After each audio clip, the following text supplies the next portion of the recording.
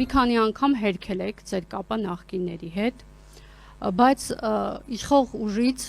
գրեթե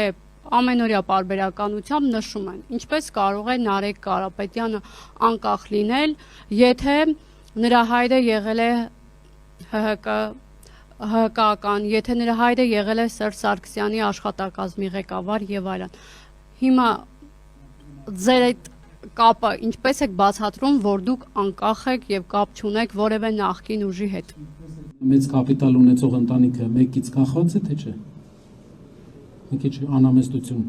դրսևորեմ։ Կարող է մարդ լինել, որ ումից Հայաստանում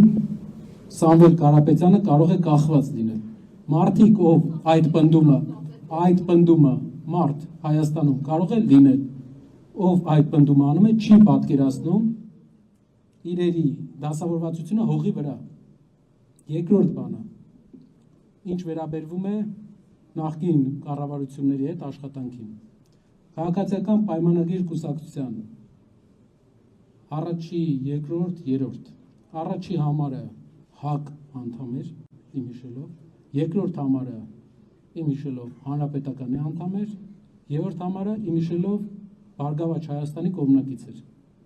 Իրենք նախկին են, իրենք ունեն ազդեցություն, օրինակ երկրորդ համարը ունի Հանրապետական կուսակցությունից այդ ազդեցություն, նժդեականությունը իր վրա ազդում է,